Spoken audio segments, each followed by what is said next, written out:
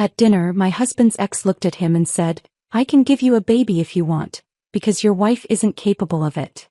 He turned to me expecting silence. Instead, I smiled and whispered, "Follow your heart." The next morning I called my lawyer. But what happened after that, no one saw coming.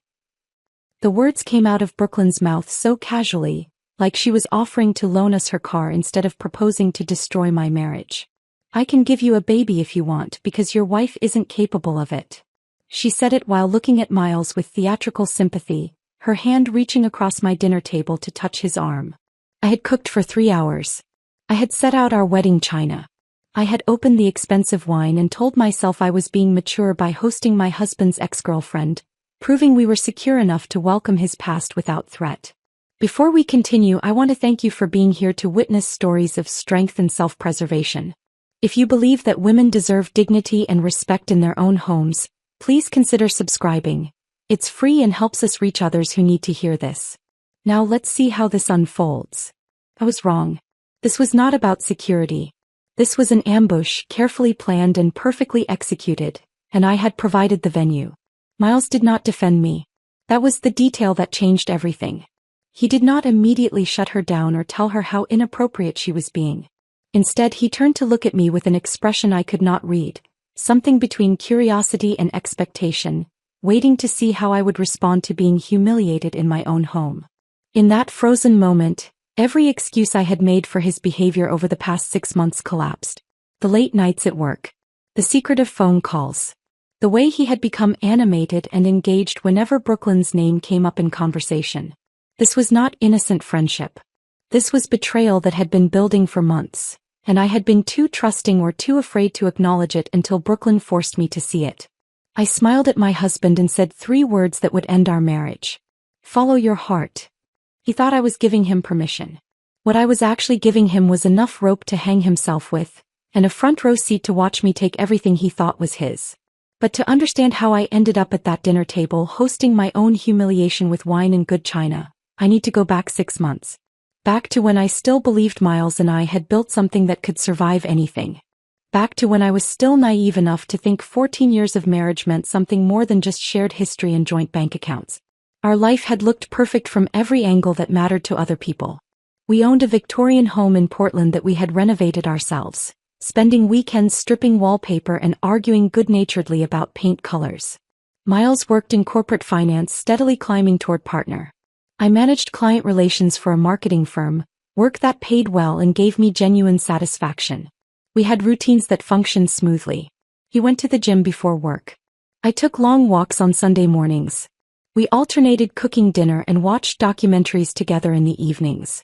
Friends told us regularly how solid we seemed, how rare it was to find a couple who had made it past the difficult years and come out stronger on the other side. What those friends did not see was how much of that solidity was actually just silence. How many conversations we had stopped having because it was easier to discuss logistics than feelings. How our physical intimacy had become scheduled and obligatory rather than spontaneous and desired. How we had learned to exist in the same space without really connecting, 2 people performing the role of married couple without examining whether the marriage itself still had any substance beneath the performance. The cracks had started 3 years into our marriage when I was diagnosed with severe endometriosis. I remembered sitting in the doctor's office holding Miles's hand while she explained our limited options with clinical sympathy. The treatments were aggressive and offered no guarantees. Miles squeezed my fingers and said we would figure it out together, that children were not the only path to a meaningful life. I believed him because I desperately needed to believe him. We tried fertility treatments for 18 brutal months. Procedures that left me hormonal and exhausted, that turned my body into a science experiment that kept failing. After the 4th unsuccessful attempt, we sat in the clinic parking lot and agreed to stop trying. Miles said he would rather have me healthy and present than keep chasing something that might never happen. He said it with such conviction that I felt grateful rather than guilty, relieved rather than inadequate. We went home that day and opened a bottle of wine and talked about all the things we could do without children. Travel. Career advancement. Freedom to make spontaneous decisions without considering school schedules or childcare. For a while it worked. We redirected our energy into renovating our home, into weekend trips to Seattle and Vancouver, into hosting dinner parties where we served elaborate meals and told stories that made people laugh. We became the couple who proved you did not need children to have a fulfilling marriage. But underneath the surface adaptation, something fundamental had shifted. The loss we had experienced together had somehow pushed us apart rather than bringing us closer. Miles grew quieter, more distant, spending longer hours at work and less time engaged in conversations that went beyond surface planning. I threw myself into my career and my friendships, filling the spaces where intimacy used to exist with activity and accomplishment. I told myself this was normal. This was what long-term marriage looked like after the initial passion faded into something more mature and stable. We still cared about each other. We still functioned as effective partners. The love had just evolved into something quieter and less intense. I convinced myself that stability was not just enough but actually preferable to the exhausting intensity of early relationship years. Then Brooklyn Vale walked back into Miles's life and shattered every comfortable lie I had been telling myself. He mentioned her casually one evening in March, 6 months before the dinner that would end everything. He said he had run into an old friend at a gallery opening, someone he had dated in college before we met. Brooklyn had moved back to Portland after years working abroad and was consulting for various firms around the city. They had grabbed coffee to catch up on old times.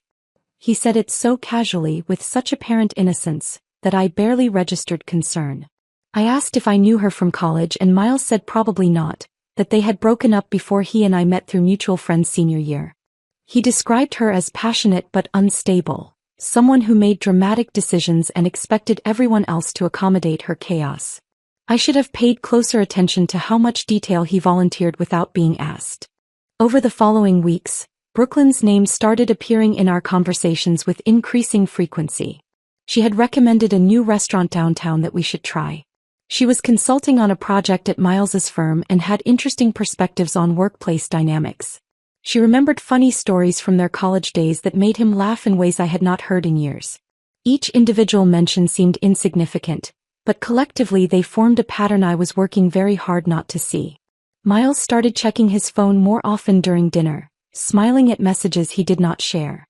He began suggesting we skip our usual weekend routines so he could catch up on work, though I noticed his laptop rarely seemed open when I checked on him. He bought new clothes, started going to the gym more frequently, paid more attention to his appearance in ways he had not bothered with in years.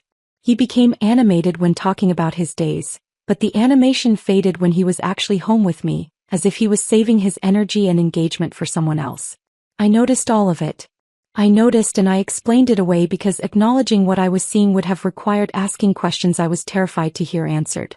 I told myself he was just going through some kind of personal renewal, that it was healthy for him to have friendships outside our marriage.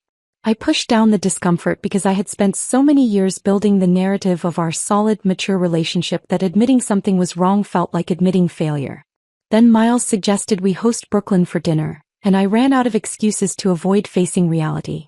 He presented it as a sign of confidence and maturity, proof that we were secure enough in our relationship to welcome his past without feeling threatened.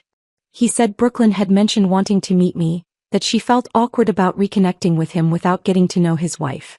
It sounded reasonable. It sounded like something a healthy, well-adjusted couple would do without hesitation.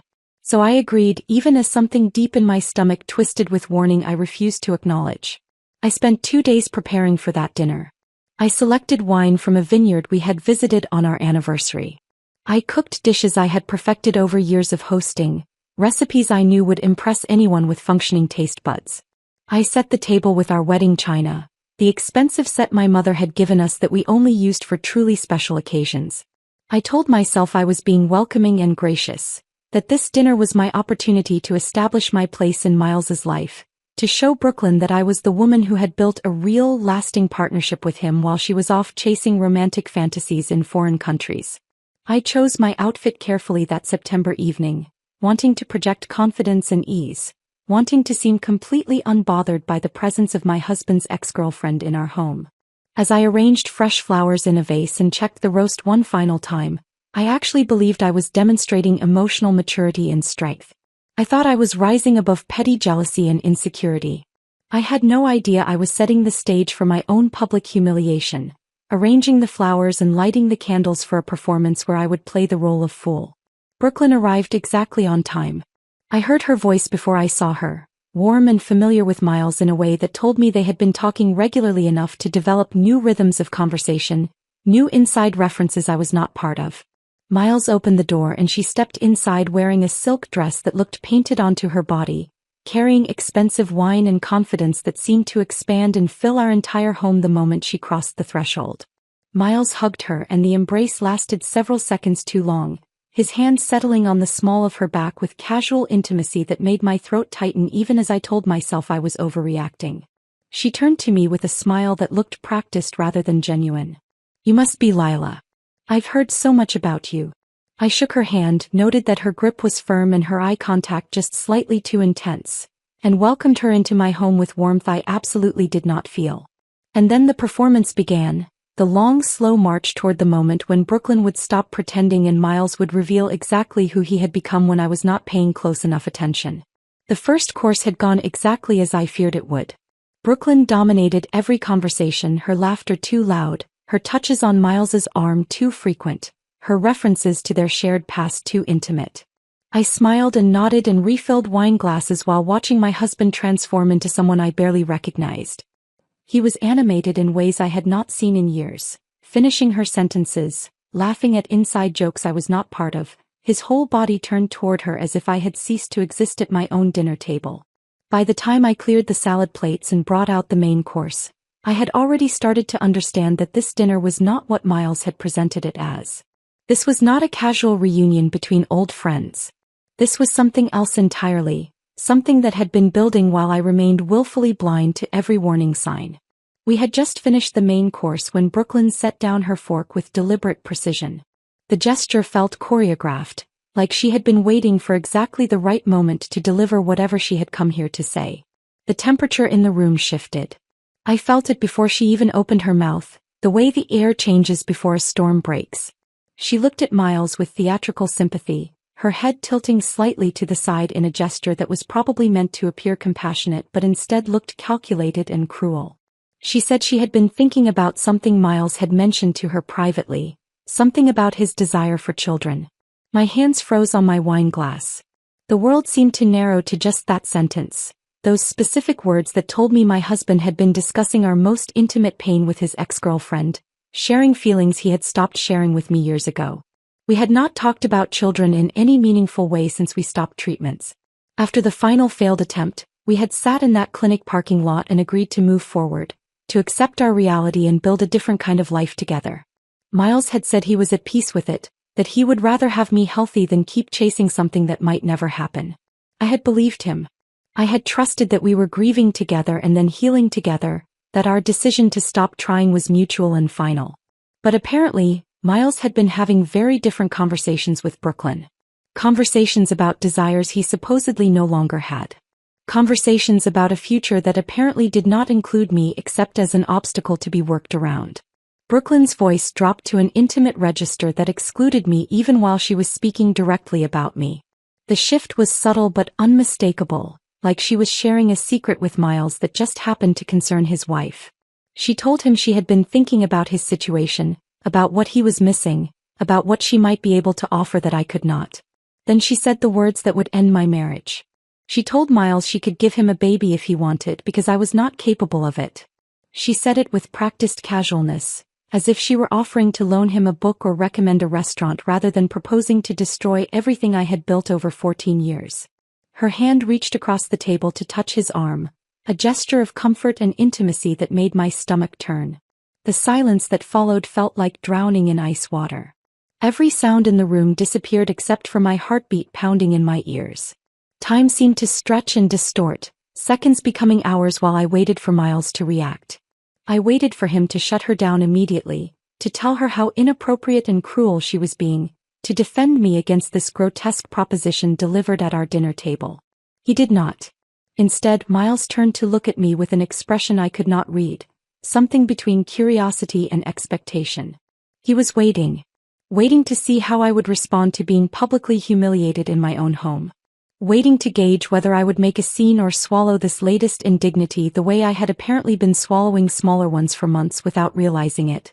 In that frozen moment, every excuse I had made for his behavior over the past 6 months collapsed. The late nights at work that I had accepted without question. The secretive phone calls he had taken in other rooms. The way he checked his messages constantly and smiled at his screen in ways he had not smiled at me in years. The new clothes and increased attention to his appearance. The animation that appeared when Brooklyn's name came up in conversation and disappeared the moment we were alone together. This was not innocent friendship. This was not harmless nostalgia between old flames who had moved on with their lives. This was betrayal that had been building systematically for months, and I had been too trusting or too afraid or too invested in maintaining the illusion of our perfect marriage to acknowledge what was happening right in front of me. Brooklyn was still touching Miles's arm, her fingers resting on his wrist like she had every right to that casual intimacy. She was watching me with barely concealed satisfaction, waiting for the emotional explosion she had clearly orchestrated. She wanted tears. She wanted anger. She wanted me to provide dramatic confirmation that I was the inadequate wife she had painted me as, the woman who could not give Miles what he deserved and was now standing in the way of his happiness. Every possible response flashed through my mind in rapid succession. I could throw my wine in her smug face and watch the expensive Cabernet stain that silk dress. I could demand she leave my home immediately and never contact my husband again. I could scream at Miles for his complicity in this calculated humiliation, for discussing our private pain with the woman who was now weaponizing it against me. But something else took over in that moment, something colder and more calculating than raw emotion.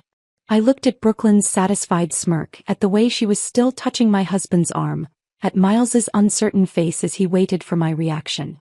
And I understood with perfect clarity that losing control right now would give them exactly what they wanted. It would confirm Brooklyn's narrative that I was the problem, the emotional and inadequate wife who could not handle reality. It would give Miles justification for whatever he was planning to do next, permission to rewrite our entire marriage history with me as the villain who drove him away.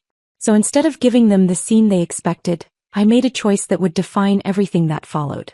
I smiled.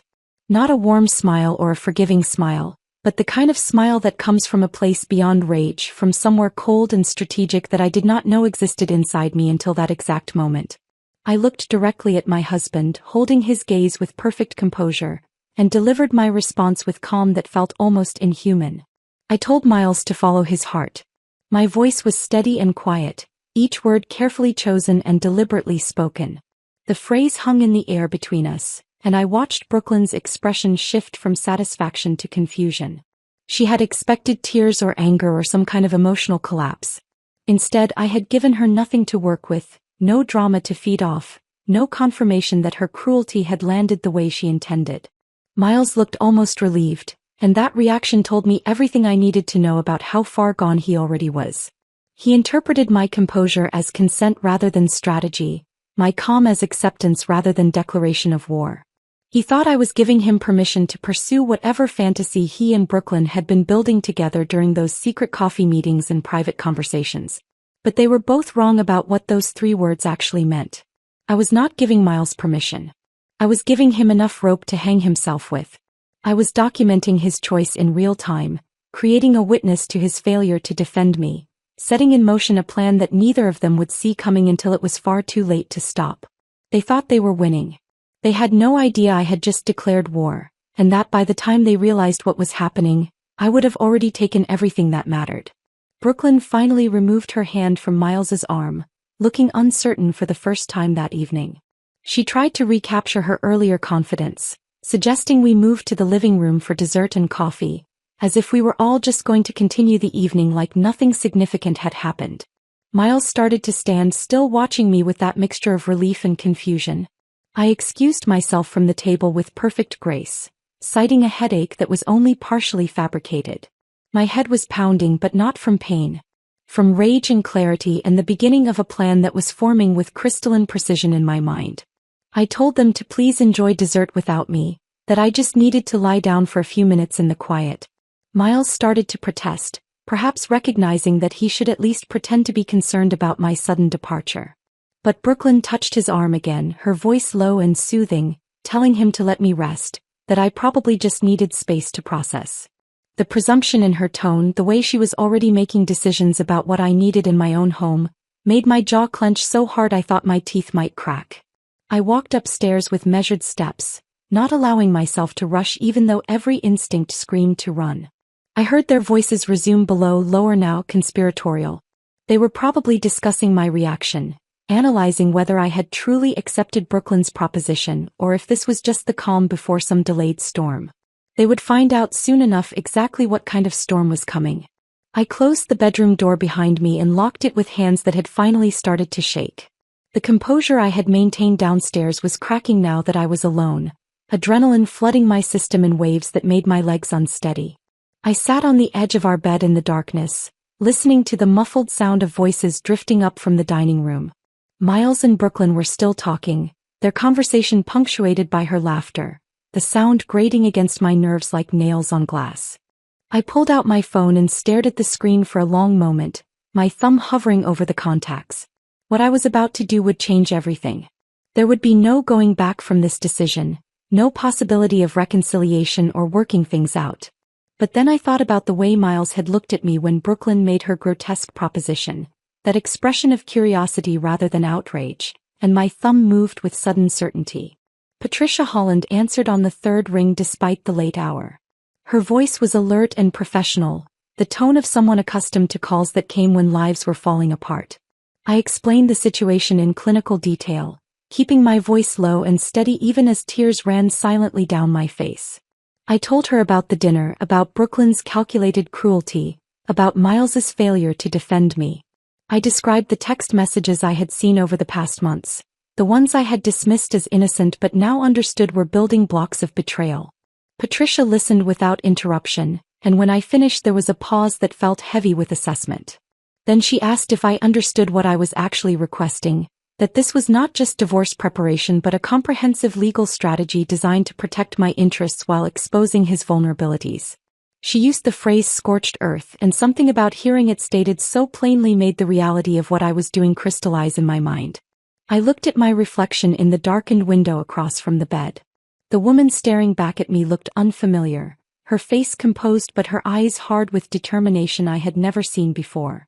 I thought about all the years I had spent accommodating Miles, making myself smaller to fit into his vision of partnership, swallowing disappointments and redirecting my own desires to maintain the illusion of our perfect marriage. That woman was gone, burned away by the humiliation I had just endured at my own dinner table. I told Patricia yes, that was exactly what I wanted. We scheduled an emergency meeting for Monday morning, and she instructed me to act completely normal over the weekend, to give Miles no indication that anything had changed. She told me to document everything, to photograph any evidence I could access, to begin securing assets that were legally mine. Her voice was calm and methodical, walking me through steps that felt surreal even as I committed to taking them. After we hung up, I sat in the darkness for several more minutes, letting my breathing slow and my hands steady. Then I began the work Patricia had outlined. I opened old text message threads between Miles and Brooklyn, screenshotting conversations I had previously dismissed as harmless. Exchanges about meeting for coffee that I now recognized as deliberate concealment. References to inside jokes and shared memories that excluded me. Complaints about our marriage that Miles had apparently been sharing with her for months while telling me everything was fine. Each screenshot felt like documentation of my own blindness, evidence of how thoroughly I had been deceived while choosing to see only what I wanted to see. I photographed the jewelry box where I kept receipts for major purchases, proof of my financial contributions to our life together. I opened our joint bank accounts and took screenshots of balances and transaction histories, creating a record that would establish my claim to assets we had supposedly built together.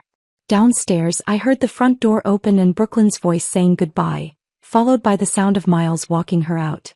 I moved quickly to the window and watched them in the driveway, their bodies lit by the porch light I had turned on hours ago when I still believed this dinner was about maturity rather than ambush. Miles had his hand on the small of Brooklyn's back again, that gesture of casual intimacy that would have destroyed me earlier in the evening. Now it just felt like evidence, one more piece of documentation for the case Patricia would build. Brooklyn turned to face Miles before getting into her car, and I watched her touch his chest, her hand lingering there while they talked. The body language was unmistakable, the familiarity of two people who had been spending far more time together than Miles had ever admitted. I memorized every detail, the way he leaned toward her, the smile on his face that looked nothing like the careful expressions he wore around me lately, the reluctance with which they finally separated. When Miles came back inside, I was downstairs loading the dishwasher as if nothing significant had happened. I heard him pause in the doorway, probably trying to read my mood, to understand why I was not crying or confronting him or providing any of the dramatic reactions he had likely been bracing for. I kept my back to him, rinsing plates with steady hands, playing the role of the accommodating wife one more time. He asked if I was okay, his voice tentative and confused. I turned and smiled at him, the same kind of calm smile I had given him at the dinner table. I told him I was fine, just tired from all the hosting and cooking. I suggested we watch a movie together, something light and mindless to unwind before bed. The relief that flooded his face was almost insulting, confirming that he had expected anger or tears, some dramatic confirmation that Brooklyn's cruelty had landed as intended. Instead, my composure had thrown him off balance, made him uncertain about what had actually transpired at that table. Good. I wanted him uncertain and confused. Uncertainty would make him careless, would keep him from recognizing the trap that was already closing around him. We watched half of some comedy neither of us was really paying attention to, Miles checking his phone periodically and smiling at messages I knew were from Brooklyn. I sat beside him on the couch where we had spent countless evenings over 14 years, and felt absolutely nothing except cold determination. When he reached over to hold my hand during a quiet moment in the film, I let him, my fingers interlacing with his while my mind catalogued assets and calculated timelines. Saturday morning I woke before dawn and lay in the darkness planning my day with military precision. Patricia had told me to act normal and I would give Miles the performance of a lifetime. When I finally got up, I went downstairs and started making his favorite breakfast, humming softly while I cooked his omelette exactly the way he preferred it. The domesticity of the scene felt like theater, me playing the role of devoted wife while plotting the systematic dismantling of everything we had built together. Miles emerged from the bedroom looking surprised and pleased to find me cheerful and affectionate. I asked about his plans for the day as if the previous evening had been perfectly ordinary, as if his ex-girlfriend had not offered to bear his child at our dinner table. He said he was meeting friends at the gym and I encouraged him to take his time to enjoy his Saturday. The moment his car pulled out of the driveway, I grabbed my purse and keys. The bank was my first stop. I opened a new account in my name only and transferred exactly half of our joint savings, an amount I could legally claim without triggering immediate fraud alerts. The representative asked routine questions about the transfer, and I explained smoothly that I was consolidating accounts for tax planning purposes. My voice was steady, my smile practiced, my entire demeanor that of someone making a mundane financial decision rather than preparing for war. Next I drove across town to a storage facility I had researched online that morning. I rented a unit paying cash for 3 months up front, using a facility far enough from our neighborhood that Miles would never accidentally discover it. The manager handed me keys and a lock and I drove back home with purpose hardening in my chest. For the next several hours while Miles was at the gym and then meeting friends for lunch, I methodically removed items from our house that were legally and emotionally mine. Family heirlooms my grandmother had left me in her will. Artwork I had purchased before our marriage with my own money. Jewelry that predated Miles. Photo albums from my childhood and college years that documented a life he had never been part of. Each item disappeared into boxes that I loaded into my car and transported to the storage unit. I felt no guilt as I emptied drawers and closets of things that belonged solely to me. Only cold satisfaction that I was protecting what was mine before Miles could claim any of it in divorce proceedings. By the time he returned home that afternoon, I had made 3 trips to storage and our house looked exactly the same to casual observation. But I knew what was missing, what I had secured beyond his reach, and the knowledge felt like power accumulating in my favor. Sunday passed in similar fashion. I maintained perfect normalcy, cooking meals and suggesting activities, playing the role of contented wife while internally counting down hours until Monday morning when everything would change. That evening Miles took a shower before bed, leaving his iPad on the nightstand.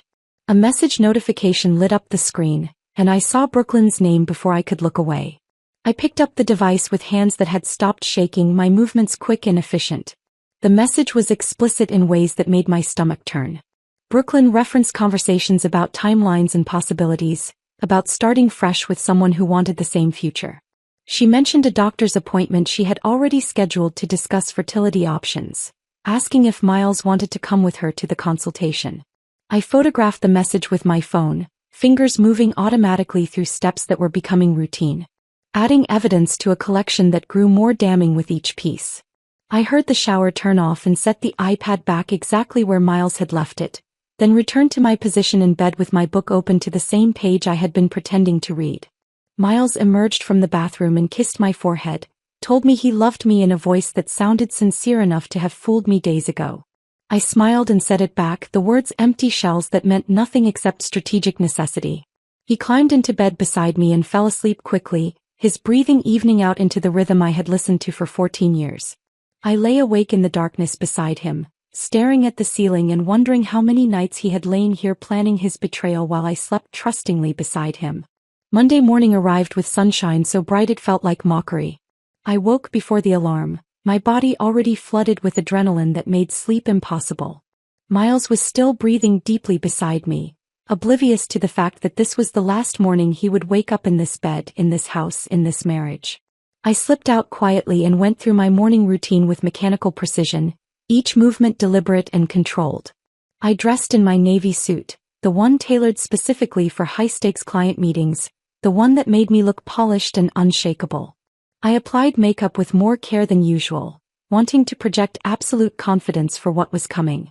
When I looked at myself in the bathroom mirror, I barely recognized the woman staring back. She looked calm and professional, betraying none of the rage and hurt churning beneath the surface. Good. That was exactly the armor I needed today. Miles was in the kitchen when I came downstairs, sitting at the table with his coffee and his phone. He barely glanced up when I entered, his attention absorbed by whatever message he was reading. Probably Brooklyn, I thought, probably planning their future while sitting in the home I was about to reclaim.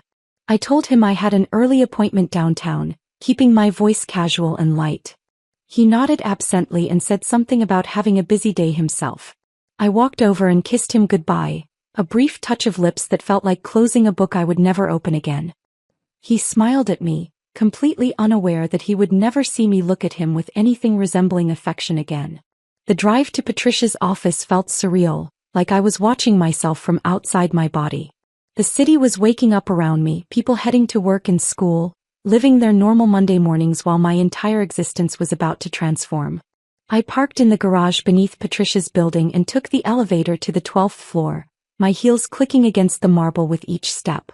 Patricia was waiting in her conference room with documents spread across the table like battle plans. She had worked through the weekend, she told me, ensuring every detail was perfect and every vulnerability in Miles's position was exposed. The divorce petition was comprehensive and devastating. It outlined the timeline of his emotional affair with Brooklyn, documented through the text messages and emails I had provided. It detailed the financial contributions I had made to our household, proving that the house had been purchased primarily with my inheritance and improved with bonuses from my career. It established my separate accounts and independent assets, painting a picture of financial autonomy that would be critical in asset division. But the true masterpiece was the restraining order Patricia had crafted. She explained that while emotional cruelty was harder to prove than physical violence, the circumstances of that dinner created a compelling case for intentional infliction of emotional harm. Brooklyn's proposition had been delivered in my own home at my own table, exploiting my known infertility in a calculated act of humiliation. Miles's failure to defend me or shut down the proposition immediately demonstrated his complicity. The text messages I had sent to my sister immediately after the dinner, describing my distress and shock, provided contemporaneous documentation of the harm inflicted. Patricia had also included evidence of the ongoing communication between Miles and Brooklyn, the planning and timeline discussions that proved this was not a spontaneous moment of poor judgment but part of a sustained betrayal.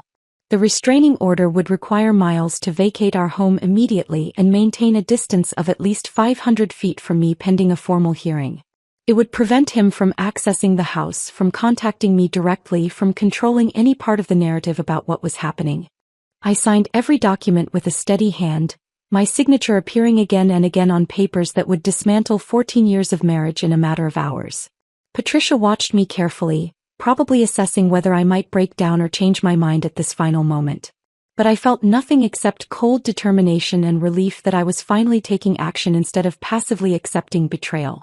Patricia explained the timeline with military precision. The papers would be filed electronically by noon, ensuring they were officially on record before Miles even knew what was happening. A process server would deliver them to Miles at his office at 2:30 in the afternoon. The timing was deliberate. Serving him at work meant he would be surrounded by colleagues, unable to react with the anger or manipulation he might deploy in private. It meant he would have no opportunity to rush home and confront me before the restraining order was in effect. It meant the first thing he would experience was public humiliation, a small taste of what he had allowed Brooklyn to inflict on me. I left Patricia's office at 10 and drove to a coffee shop where I sat for hours, unable to focus on anything except watching the clock. At noon, Patricia texted me that the filing was complete. At 2:15 she confirmed the process server was in position. At 2:30 exactly my phone began to ring. Miles's name flashed on the screen again and again. I watched it buzz against the table, imagining his face as he read through the divorce petition and restraining order, his confusion turning to shock, turning to panic as he realized what was happening. After the fifth call went to voicemail, I blocked his number. Seconds later, Brooklyn started calling. Her first voicemail was shrill with accusations about manipulation and cruelty, her voice rising to a pitch that suggested genuine panic. I blocked her number too and sat in the coffee shop feeling nothing except satisfaction that they were both finally experiencing consequences. Patricia called at 3 to tell me that Miles's attorney had already made contact, demanding explanations and threatening countermotions. She sounded almost amused as she described the other lawyer's obvious shock at the comprehensiveness of our filing. Apparently Miles had retained someone quickly, probably calling from his office in desperation, and the attorney had not yet had time to fully understand the strength of our position. Patricia assured me she would handle all communication and that I should go home, that the house was now legally and exclusively mine. I drove back slowly, taking streets I normally avoided, delaying the moment when I would walk into a home that was suddenly and completely transformed. When I finally pulled into the driveway, I sat in the car for several minutes just looking at the house. It looked exactly the same from the outside, the Victorian facade I had loved for so many years still beautiful in the late afternoon light. But everything was different now. The locksmith had come that afternoon while I was at Patricia's office, a detail I had arranged over the weekend with careful planning. Every lock had been changed, every security code updated. I had also arranged for cameras to be installed at every entrance, discrete systems that would record any attempt Miles made to access the property. I walked through the front door with my new key and felt the difference immediately. The air seemed lighter somehow, the space more open, as if Miles's presence had been weighing everything down without me realizing it. In the garage, I found the boxes I had packed Sunday night after Miles fell asleep. His clothes and personal items, his laptop and books, everything that was clearly and exclusively his, all neatly organized and stacked. I had left him everything he would need to set up a life somewhere else, but nothing that was mine or that we had built together with my money. The furniture stayed. The kitchen equipment stayed. The art and the books and the small objects that made this house a home, all of it stayed because all of it was mine. I walked through the rooms, touching surfaces that felt different now, running my fingers along the back of the couch where Miles used to sit with his laptop, standing in the kitchen where Brooklyn had delivered her poisonous proposition just days ago. The memories were still there, but they felt distant already, like they belonged to a different person in a different life. I poured myself a glass of wine and stood at the window watching the sunset paint the sky orange and pink, and felt relief so profound it made me lightheaded. My phone buzzed constantly through the evening, messages coming from people I had not heard from in months or years. Miles's mother called crying, leaving a voicemail about how I was destroying her son over a misunderstanding. His best friend Jake texted asking if we could talk like adults, suggesting I was overreacting to a difficult situation. His sister sent a long message about forgiveness and second chances and not throwing away 14 years of marriage in a moment of anger. None of them knew the full truth. None of them had seen the text messages between Miles and Brooklyn or understood how long this betrayal had been building. They only knew Miles's version of events, whatever story he was telling to position himself as the confused victim of my sudden irrational vindictiveness. I responded to none of them. Instead, I forwarded the most persistent messages to Patricia and let her handle the documentation of Miles's attempts to control the narrative through proxy. By midnight, I had received messages from 17 different people, all variations on the same theme of how I should be more understanding, more forgiving, more willing to work things through instead of taking such dramatic action. But not one of them asked what had actually happened at that dinner. Not one of them questioned why Miles had failed to defend me when Brooklyn humiliated me about my infertility. Not one of them seemed to consider that maybe, just maybe, I had very good reasons for the choices I was making. I turned off my phone and went upstairs to the bedroom that was now entirely mine. I slept deeply that first night alone in the house, a dreamless sleep that felt like my body finally releasing tension it had been holding for months. When I woke Tuesday morning, the silence felt different than it ever had before. Not lonely or unsettling, but peaceful in a way that made me realize how much ambient stress had been filling this space without me consciously recognizing it. I made coffee and sat at the kitchen table watching morning light filter through the windows, and for the first time in as long as I could remember, I felt no pressure to be anywhere or perform any particular version of myself for anyone else's benefit. That fragile peace lasted exactly 3 hours. The doorbell rang just after 10, insistent and repeated in a way that suggested whoever was there had no intention of leaving. I checked the camera feed on my phone and saw my younger sister Carmen standing on the porch, shifting her weight from foot to foot in obvious agitation. I had not told her about filing for divorce yet, only about the dinner itself through the text messages I had sent in real time that night. Those messages had become part of Patricia's evidence, documentation of my immediate distress that helped establish the emotional harm Brooklyn had inflicted. I opened the door and Carmen practically pushed past me into the house, her face pale and her hands clutching her phone like it contained evidence of some crime.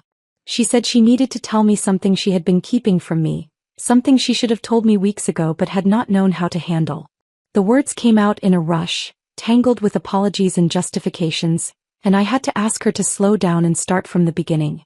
6 weeks ago, Carmen said she had been downtown meeting a friend for lunch when she saw Miles and Brooklyn sitting together at a coffee shop. She had noticed them through the window while walking past, and something about their body language had made her pause. They were sitting too close, leaning toward each other across the small table in a way that suggested intimacy rather than casual friendship. Brooklyn had been laughing at something Miles said, her hand resting on his arm, and Miles had that animated expression I had noticed appearing more frequently when he talked about his days away from home. Carmen said she had assumed it was innocent at the time, that I must know about it, that Miles was probably just catching up with an old friend the way he had described when Brooklyn first reappeared in his life. But looking back now with the context of what had happened at dinner, she realized their interaction had not looked like old friends reconnecting. It had looked like two people in the early stages of an affair, testing boundaries and building intimacy while pretending it was all perfectly innocent. Then 2 weeks ago Carmen had seen them again. This time at a restaurant across town, a place nice enough that it suggested intentional planning rather than spontaneous meeting. She had been there for a work dinner when she spotted them at a table in the corner, and what she saw made her uncomfortable enough that she pulled out her phone and took a photo without really thinking through why. Brooklyn had her hand on Miles's face in a gesture of such tenderness that it was unmistakably romantic. Miles was looking at her with an expression Carmen had rarely seen him wear around me, unguarded and completely present in a way that spoke to genuine emotional connection. Carmen showed me the photo now, her hands shaking as she apologized for not telling me sooner. She said she had not known what to do with the information, had convinced herself she was misreading the situation, had been too afraid of causing problems in my marriage if she was wrong. But after I sent her those text messages about the dinner, about Brooklyn's proposition and Miles's failure to defend me, she realized she had been watching my husband build a relationship with another woman while I remained completely unaware. I looked at the photo on her phone and felt something crack open inside me that I had been holding carefully closed since Monday. It was one thing to see text messages, to read evidence of betrayal in words exchanged privately. It was another thing entirely to see visual proof of intimacy, to witness the physical manifestation of emotional affair in a photograph that captured a moment of tenderness that should have been reserved for me. Brooklyn's fingers were curved against Miles's jaw, her thumb brushing his cheek, and he was leaning into her touch like it was something familiar and welcome. Carmen was crying now, repeating that she should have told me immediately, that she should have confronted Miles or warned me or done something other than keep silent while my marriage deteriorated. I told her it would not have changed anything, that I had not been ready to see the truth until Brooklyn forced me to see it at that dinner table. Even if Carmen had shown me this photo weeks ago, I probably would have found some way to explain it away, to convince myself it was innocent because accepting the reality of Miles's betrayal would have required taking action I was not yet prepared to take. But the photo was useful now, concrete visual evidence that would strengthen the case Patricia was building. I forwarded it to my lawyer with a brief explanation and watched Carmen's guilt transform into something like relief that at least her silence could be partially redeemed by contributing to my legal strategy. Carmen left an hour later, still apologizing, and I assured her I understood and held no anger toward her for the position she had been put in. After she drove away, I stood at the window where I had watched Miles walk Brooklyn to her car Friday night and wondered how many other people had witnessed pieces of this betrayal without knowing what to do with the information they had. The answer came Tuesday afternoon when Miles's parents showed up at my door. I saw them through the camera feed before they even rang the bell, Robert and Diane getting out of their car with expressions of determination that told me this was not going to be a pleasant conversation. I considered not answering, but avoiding them would only delay what was clearly inevitable. I opened the door but did not invite them inside, standing on the threshold in a physical manifestation of the boundary I was establishing. Robert demanded to know what was happening, his voice already raised in a way that suggested he had come prepared for confrontation rather than conversation. Diane was crying before she even started speaking, asking how I could do this to their son, how I could destroy a marriage over what she insisted was a misunderstanding. She said I was being cruel and vindictive, punishing Miles for wanting a family, throwing his struggles with infertility in his face when it was not his fault. The comment was so disconnected from reality that I actually laughed, a short sharp sound that made both of them step back slightly. I corrected her calmly, explaining that I was the one with endometriosis, I was the one whose body could not support pregnancy, I was the one who had undergone surgeries and treatments and monthly disappointments.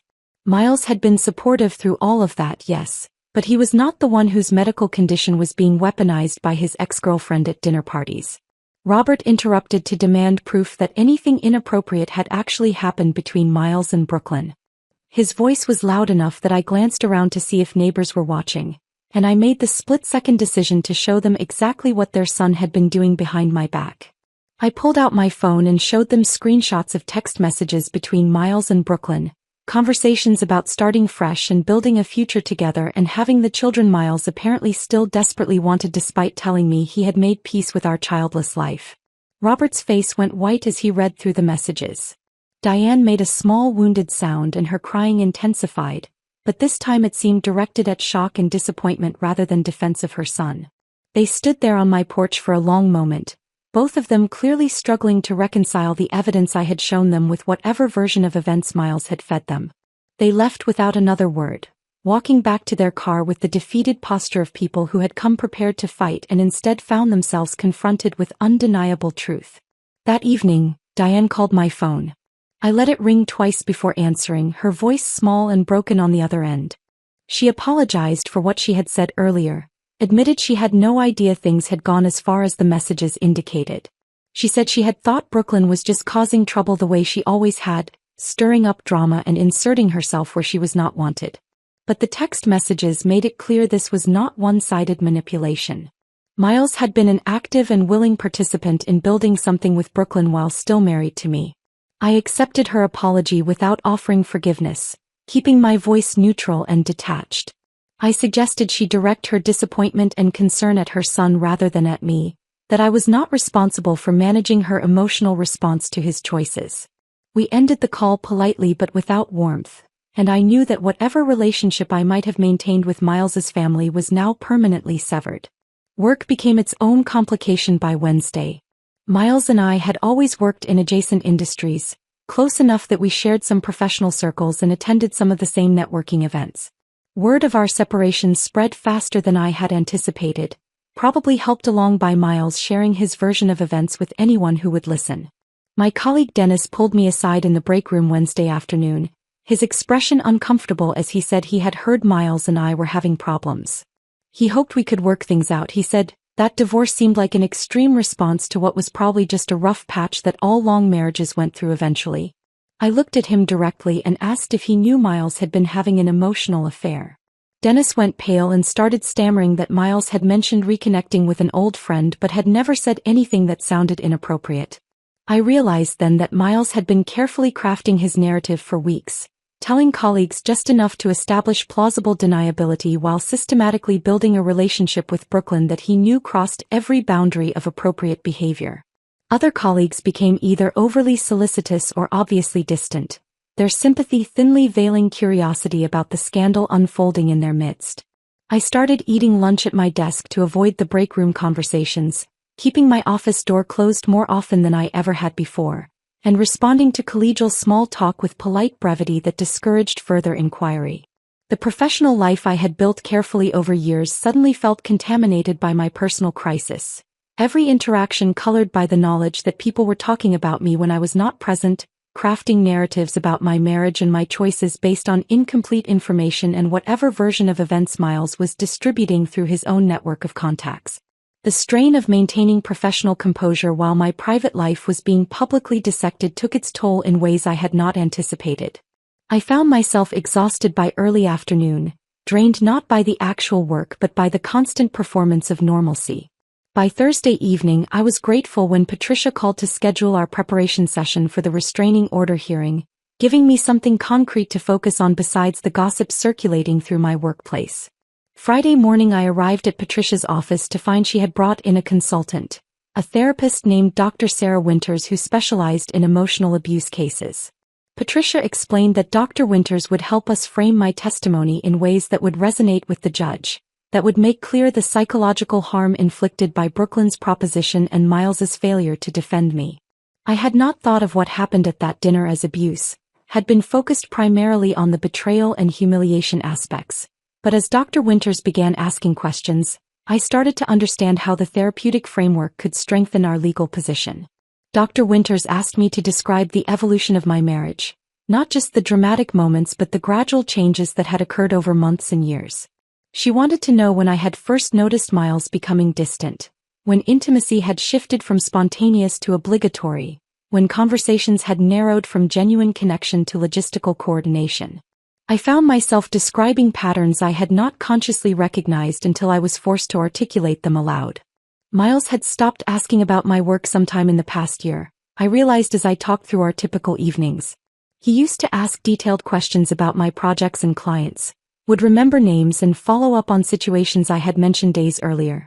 But gradually those questions had stopped, replaced by vague inquiries that required only minimal response. During dinner he had started scrolling through his phone more frequently, his attention divided in ways that made conversation feel like an interruption rather than a connection. When I tried to engage him in discussions about anything beyond household logistics, he would become irritable, picking fights over small things as if he was looking for reasons to be annoyed with me. Dr. Winters nodded as I described these changes, explaining that emotional affairs often followed this pattern. The unfaithful spouse begins rewriting the history of the marriage in their mind, retroactively casting their partner as inadequate to justify the attraction developing elsewhere. Small irritations get magnified into fundamental incompatibilities. Normal relationship challenges get reframed as evidence that the marriage was never really working. It was a psychological process that allowed the betraying partner to feel less guilty about their choices, to tell themselves they were not really doing anything wrong because the relationship was already broken. Hearing my marriage dissected this clinically was painful, each pattern Dr. Winters identified feeling like confirmation of failures I had been too close to see clearly. But it also gave me clarity and language for experiences I had dismissed as normal relationship evolution. I had told myself that marriages naturally grew quieter over time, that the intensity of early years faded into something more stable and less demanding. But what I had actually been experiencing was Miles systematically disconnecting from me emotionally while building connection with someone else. Patricia recorded our entire preparation session and had it transcribed, creating a document that would guide my testimony when I took the stand. She explained that under pressure in the courtroom with Miles sitting across from me and his attorney asking challenging questions, it would be easy to become flustered or forget important details. Having this structured narrative would help me stay focused and ensure I presented the story coherently and convincingly. We spent hours going through potential questions Miles's attorney might ask, practicing responses that were honest but strategic, that acknowledged complications without undermining my position. Dr. Winters coached me on maintaining composure if the questioning became aggressive or if attempts were made to paint me as vindictive or unstable. By the time I left Patricia's office late Friday afternoon, I felt as prepared as I could be, though the knot of anxiety in my stomach had not loosened. That weekend, Miles's attorney filed his counterpetition, and Patricia forwarded it to me Saturday morning with a brief note saying we needed to discuss it. I read through the legal document in my kitchen with coffee that went cold as I absorbed what they were attempting to argue. According to Miles's version of events, I had completely overreacted to a harmless dinner conversation, misinterpreting Brooklyn's compassionate offer to help us have children as some kind of calculated cruelty. The petition claimed that Miles had been shocked by my extreme response, that he had been trying to process Brooklyn's unexpected proposition when I had smiled and told him to follow his heart, which he had interpreted as my blessing to consider all options for our future. They were trying to reframe the entire evening, turning Brooklyn's deliberate humiliation of me into misunderstood generosity, turning Miles's failure to defend me into confusion rather than complicity. The petition included character references from Miles's colleagues describing him as a devoted husband who frequently spoke lovingly about his wife.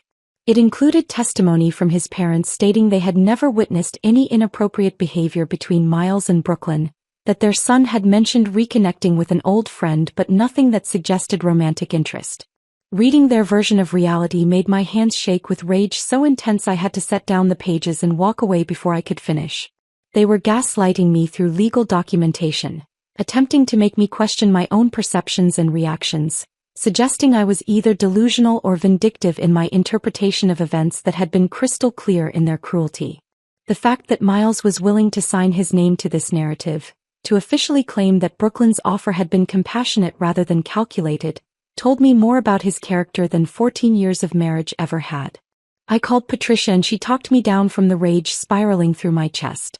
She explained that this was actually helpful for our case, that their decision to rely on gaslighting rather than evidence was a strategic mistake. We had text messages proving Miles and Brooklyn had been planning their future together for months. We had Carmen's photograph showing physical intimacy between them. We had Brooklyn's own social media posts suggesting she saw herself as the rightful partner Miles deserved. Miles's attorney had apparently underestimated both the documentation I had gathered and the judge's ability to see through obvious manipulation. Monday brought an unexpected development. I received a call from an unknown number late in the afternoon, and I answered it hesitantly, half expecting another attempt from Miles's family or friends to reach me.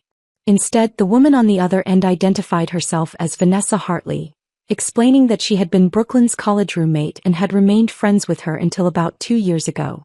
She said she had heard about the situation through mutual connections, that news of the divorce and restraining order had spread through their extended social circle, and she needed to tell me something important about Brooklyn's history.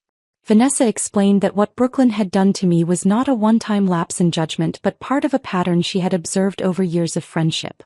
In college, Brooklyn had targeted a friend's boyfriend by first befriending the girlfriend, gaining her trust and learning intimate details about their relationship.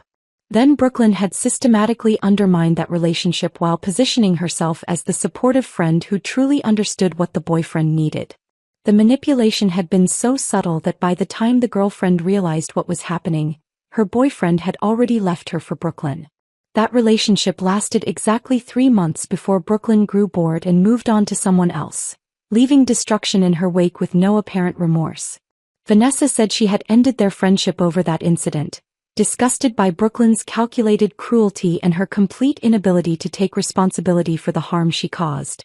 But she had watched from a distance as Brooklyn repeated variations of this pattern over the following years, always targeting men in established relationships, always framing herself as offering something their current partner could not provide, always presenting her interference as somehow noble or compassionate rather than predatory.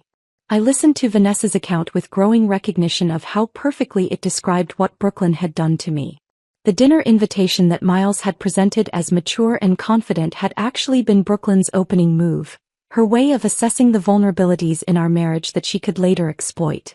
Her proposition about giving Miles a baby had not been spontaneous cruelty but calculated strategy, designed to position herself as the solution to problems she had helped create by encouraging Miles's dissatisfaction with our childless life. Vanessa offered to provide a written statement about Brooklyn's pattern of behavior, or even to testify in person if it would help my case. I immediately connected her with Patricia, knowing that having a witness who could speak to Brooklyn's history would devastate any argument that her dinner proposition had been innocent or well-intentioned. This was not misunderstood generosity. This was practiced manipulation by someone who had refined her technique over years of targeting vulnerable relationships. The night before the hearing, sleep was impossible. I walked through my house at 3 a.m, unable to quiet my mind enough for sleep. The hearing was scheduled for 9, just 6 hours away, and my thoughts kept circling through everything that could go wrong, every possible way Miles's attorney might twist the narrative or make me look unreasonable. I touched the walls as I moved through rooms that held 14 years of memories, some beautiful and some painful, all of them now belonging to a version of my life that was ending whether I was ready or not. I stood in the kitchen where Brooklyn had delivered her proposition and tried to remember exactly how I had felt in that moment, tried to hold on to the clarity of rage and betrayal that had driven every decision since. I needed that clarity tomorrow when I faced Miles across a courtroom, when his attorney tried to make me doubt my own perceptions and reactions. I made tea I did not drink and watched the sky gradually lighten through the window, and by the time my alarm went off at 6 I had been awake so long that the sound felt almost irrelevant. I dressed in the same navy suit I had worn to Patricia's office, armor that made me look calm and professional even though my hands shook while fastening the buttons. I arrived at the courthouse 40 minutes early and sat in my car rehearsing the testimony I had practiced with Dr. Winters, reminding myself to breathe steadily and maintain composure no matter what questions were asked or what versions of reality were presented. The courtroom was smaller than I had imagined, more like a conference room than the dramatic spaces I had seen in television shows and movies. There was no jury box, no grand judge's bench, just a practical hearing room with fluorescent lighting that made everything look slightly washed out and institutional. Miles was already there when Patricia and I entered, sitting on the opposite side with his attorney, a man named Richard Brennan who had a reputation for aggressive tactics in family law cases. Miles looked terrible. His suit was wrinkled, his face haggard with dark circles under his eyes that suggested he had slept as poorly as I had. When our eyes met across the room, he looked away quickly, and I felt a strange mixture of satisfaction and sadness at seeing him reduced to this state. Part of me had loved this man for 14 years. That part still existed somewhere inside me, mourning the loss even as the rest of me remained focused on winning the battle he had forced us into. Judge Morrison entered and we all stood, the formality of the gesture feeling oddly theatrical given the intimate nature of what we were about to discuss. She was a woman in her 60s with steel gray hair pulled back in a practical bun and an expression that suggested she had presided over countless variations of marital dysfunction and was thoroughly unimpressed by most of it. She reviewed the petitions silently for several minutes while we waited, the only sound in the room the quiet rustle of papers and the hum of the ventilation system. Patricia presented our case first, building the narrative methodically from Miles and Brooklyn's initial reconnection through the dinner that had ended our marriage. She submitted the text messages between them as evidence, reading selected excerpts aloud that made the emotional affair undeniable. I watched Miles's face go progressively whiter as his private conversations were exposed in legal proceedings, his carefully constructed version of innocent friendship collapsing under the weight of his own written words. When Patricia called me to testify, I walked to the witness stand with my prepared narrative clear in my mind. I described the dinner in careful detail, explaining how Brooklyn had delivered her proposition with calculated cruelty, how Miles had failed to defend me or shut down the grotesque offer immediately. I spoke about my medical history with endometriosis, about the treatments and surgeries and the grief we had supposedly shared over our childlessness. I explained how devastating it had been to learn that Miles had been discussing this private pain with Brooklyn, using it as justification for pursuing a relationship with her behind my back. My voice remained steady throughout the testimony, and I saw Judge Morrison's expression shift from neutral assessment to something that looked like sympathy as I described what had happened at that table. When Patricia asked how I had responded to Brooklyn's proposition, I explained that I had told Miles to follow his heart, that I had chosen calm over confrontation because losing control would have given them exactly the reaction they wanted. The judge made a note on her pad, and I knew that detail had landed the way Patricia intended, demonstrating that my composure had been strategic rather than indicative of acceptance. Miles's attorney cross-examined me with questions designed to paint me as vindictive and overreactive, but Patricia had prepared me well for each line of attack. When Brennan suggested I had misinterpreted Brooklyn's offer as malicious when it was actually compassionate, I calmly pointed out that offering to bear another woman's husband's child was not compassion by any reasonable definition. When he implied I was using the restraining order as a tactical weapon in divorce proceedings, I explained that a woman who had just been humiliated about her infertility in her own home had every right to protect herself from further contact with the people who had inflicted that harm. Then Miles took the stand and I watched his attorney attempt to salvage a narrative that was already falling apart. Miles testified that Brooklyn's offer had been inappropriate but not malicious, that he had been shocked into silence rather than complicit in my humiliation.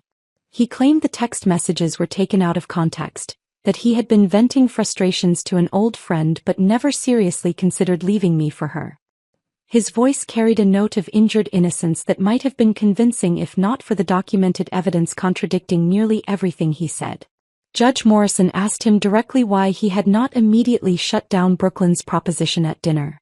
Miles stumbled through an answer about being caught off guard and not wanting to make a scene, his explanation sounding weak even to my ears. The judge then asked why he had been meeting Brooklyn secretly for months if their friendship was as innocent as he claimed. Miles said he had not thought of it as secret, just private, because he knew I was uncomfortable with his past relationships. The contradiction was obvious. If the friendship was innocent, why would my discomfort require privacy rather than transparency? His testimony deteriorated further under continued questioning, contradictions piling up as he tried to maintain an appearance of innocence while the evidence showed clear patterns of emotional affair behavior. I watched him struggle and felt something I had not expected. Not satisfaction or vindication but a hollow sense of waste. This man I had spent 14 years with was willing to lie under oath rather than take responsibility for his choices, and that reality felt worse than the betrayal itself. During a recess, while Patricia was reviewing notes and Miles was conferring with his attorney in hushed, urgent tones, Brooklyn made the catastrophic mistake of showing up. I saw her enter the gallery through the courtroom doors, wearing a dress that looked deliberately provocative for a legal proceeding and an expression of defiant righteousness that suggested she believed she was the hero rather than the villain in this story. Court resumed and we were midway through additional testimony when Brooklyn apparently could not contain herself any longer. She stood up in the gallery and started shouting about how I was punishing Miles for wanting a family, how I was weaponizing my infertility to play the victim, how she had only been trying to help us find a solution to our problems. Her voice rose with each accusation, her face flushed with indignation that suggested she genuinely believed her own narrative. Judge Morrison's gavel came down with a crack that silenced the courtroom instantly. Judge Morrison's voice cut through Brooklyn's tirade with the authority of someone who had spent decades managing courtroom disruptions and had exhausted all patience for dramatic outbursts. She told Brooklyn in language that left no room for interpretation that this hearing was not about family planning or reproductive rights or any of the other justifications Brooklyn was attempting to construct. This was about respect and cruelty and a man who had allowed his wife to be publicly humiliated in her own home by someone he had been conducting an emotional affair with for months. Brooklyn's face transformed from indignant righteousness to shock as Judge Morrison continued speaking. The judge extended the restraining order to include Brooklyn herself, prohibiting her from contacting either me or Miles for a minimum of 6 months. Brooklyn started to protest, and 2 bailiffs moved toward her position in the gallery with expressions that suggested they would not tolerate further disruption. She was escorted from the courtroom still trying to explain herself, her voice fading as the doors closed behind her. I watched Miles close his eyes as Brooklyn was removed, and in that gesture I saw the full weight of his mistake finally landing. His ex-girlfriend's catastrophic lack of self-awareness had just destroyed any remaining sympathy a judge might have had for his position. Patricia caught my eye and gave the smallest smile, a brief acknowledgement that we had just witnessed the opposition demolish their own case more effectively than any argument we could have made. Judge Morrison took a brief recess to review the evidence one final time before rendering her decision. I sat in the hallway with Patricia, neither of us speaking, both understanding that the outcome was no longer in doubt. 20 minutes later we were called back into the courtroom and Judge Morrison delivered her ruling with efficiency that suggested she saw no reason to prolong proceedings when the evidence was this clear. She extended the restraining order for 6 months. She granted me exclusive use of the marital home based on documentation proving it had been purchased primarily with my inheritance and improved with my earnings. She set a preliminary asset division that favored me heavily, acknowledging my financial contributions and the pattern of deception Miles had engaged in while building his relationship with Brooklyn. From the bench, she stated that while emotional affairs were not legally equivalent to physical adultery in our state, the evidence showed a sustained pattern of deception and disrespect that had created an emotionally unsafe environment justifying the protective order. Judge Morrison noted specifically that my decision to respond calmly at the dinner rather than with violence or emotional collapse demonstrated restraint rather than acceptance. She said my subsequent legal actions were appropriate self-protection rather than vindictive overreaction, a characterization that validated everything I had been trying to articulate since that Friday night. Miles's attorney attempted to object, but the judge cut him off, saying the evidence spoke with sufficient clarity that she had no interest in relitigating basic standards of human decency in marriage. Walking out of that courtroom, I felt physically lighter, as if some weight I had been carrying for months had finally been lifted from my shoulders. Not because I had won in some petty competitive sense, but because a neutral third party had examined all the evidence and confirmed that I was not crazy or oversensitive or vindictive. I had been genuinely betrayed, I had responded appropriately, and the legal system recognized that fundamental truth. The months that followed were consumed by settlement negotiations that Miles's attorney kept trying to reopen despite having no leverage to justify better terms. Patricia had built an airtight case, and every piece of evidence we had submitted was documented and independently verifiable. Miles made several attempts to reach me through intermediaries, sending messages through mutual friends and family members, writing letters that arrived at Patricia's office expressing regret and asking for opportunities to explain himself. The letters all followed similar patterns. Miles claimed he had never intended to hurt me, that Brooklyn had manipulated him into believing their connection was something more significant than it actually was, that he realized now he had made catastrophic mistakes in judgment. But the text messages we had submitted as evidence told a different story. His conversations with Brooklyn had started months before the dinner and had progressed systematically from nostalgic reminiscence to romantic interest to explicit planning of a future together. Whether he had ultimately intended to act on those plans or not became irrelevant once he had failed to defend me when Brooklyn weaponized our private pain and public humiliation. The final settlement came 4 months after the initial filing. I retained the house, the majority of our joint assets based on documented proof of my financial contributions, and something far more valuable than any material possession. I kept my dignity and my sense of self intact, refusing to be diminished by betrayal or defeated by the process of extracting myself from a marriage that had become toxic. Miles left with his personal belongings, his mounting regrets and reputation damage that followed him through our shared professional and social circles in ways that probably cost him more than any financial settlement. I heard through mutual acquaintances that Miles and Brooklyn attempted to pursue the relationship they had been planning during those months of secret meetings and text message exchanges. The reality of their connection apparently could not sustain the fantasy they had built while it remained forbidden and hypothetical. Their relationship lasted approximately 6 weeks after the divorce was finalized before collapsing under the weight of actual compatibility issues and unmet expectations, proving that what they had shared was infatuation rather than the profound connection Brooklyn had positioned it as during her dinner table proposition. In the aftermath of the divorce, I focused energy on rebuilding relationships that had atrophied during my marriage's slow deterioration. Carmen and I spent time together in ways we had not managed since before my wedding, and she told me honestly that she had watched me shrink over the years with Miles. I had become progressively quieter and more accommodating, losing parts of my personality and interest to maintain peace in a relationship that was never actually peaceful, just increasingly silent as we stopped communicating about anything that mattered. My college friend Rachel organized a dinner with our old friend group, women I had gradually drifted away from as I poured more energy into my marriage and less into friendships that had once been central to my identity. They welcomed me back without judgment or extensive questions about what had happened, accepting my return to their circle as natural rather than treating me like someone damaged who needed careful handling. We talked about the divorce but also about careers and travel plans and creative projects, and I realized how much I had isolated myself by making my marriage the central organizing principle of my entire life. My relationship with Miles's family remained complicated in ways I chose not to resolve. Diane sent a card several months after the divorce was finalized, apologizing for her initial reaction and expressing hope that I might eventually forgive Miles even if reconciliation was impossible. I wrote back thanking her for the apology but explaining clearly that forgiveness on my part did not create any obligation for ongoing contact. I wished Miles well in rebuilding his life but had no interest in maintaining relationships with his family members going forward. Brooklyn's public narrative unraveled spectacularly in ways I observed from a distance without direct involvement.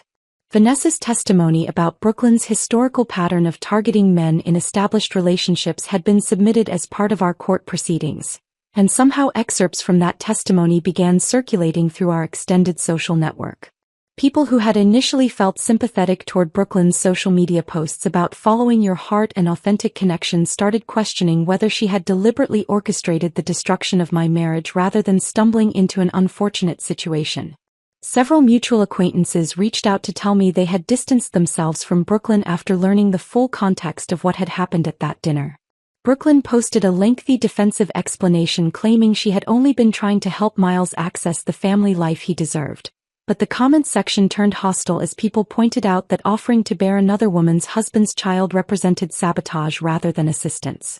She eventually deleted all her social media accounts after someone created a detailed thread documenting her history of pursuing unavailable men, and I heard she had moved to a different city to escape the social consequences of her choices.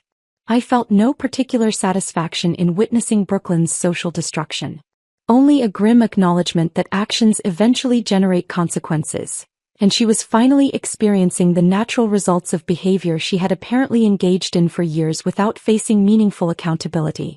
Now I sit in my house, truly and completely mine in every sense that matters, and the silence that fills these rooms feels peaceful rather than lonely. I have redecorated slowly and deliberately, replacing furniture that carried too many memories of Miles. Painting walls in colors I chose without compromise or consideration of anyone else's preferences. The bedroom where I once cried about infertility treatments has been transformed into a personal sanctuary decorated in shades that soothe rather than remind. The dining room where Brooklyn delivered her poisonous proposition has been completely reimagined. New table, reupholstered chairs, different lighting that changes the entire atmosphere of the space. I have reclaimed it from that memory. And now I host dinner parties that feel joyful rather than performative, meals where laughter comes easily and conversation flows naturally among people who genuinely care about each other. Sometimes I think about that dinner party with something approaching gratitude, as strange as that sounds. Brooklyn thought she was offering Miles something I could not provide, but what she actually gave me was perfect clarity about exactly who I had married and what he was willing to tolerate. Miles thought my calm response meant acceptance and permission, but it was actually a declaration of war he failed to recognize until he had already lost everything that mattered. The sweetest element of my victory was not the financial settlement or retaining the house, though both brought satisfaction. It was watching Miles realize too late that he had traded 14 years of genuine partnership with someone who loved him for a fantasy that collapsed immediately upon contact with reality. I learned that following your heart remains excellent advice, but only when your heart maintains connection to a functioning brain. Miles followed his heart straight into disaster. I followed mine to freedom, but only after ensuring it was thinking clearly about consequences and long-term implications. That distinction transformed me from potential victim into someone who emerged from betrayal stronger and more certain about what I deserve and will accept in relationships going forward. If this story of strategic justice and reclaimed power had you gripping your seat, hit that like button right now. My favorite part was when Lila calmly told Miles to follow his heart at that dinner table, knowing she had already declared war. What was your favorite moment in this revenge story? Drop your thoughts in the comments below. Craving more stories of betrayal, revenge, and sweet justice? Subscribe and smash that notification bell so you never miss another powerful story like this one.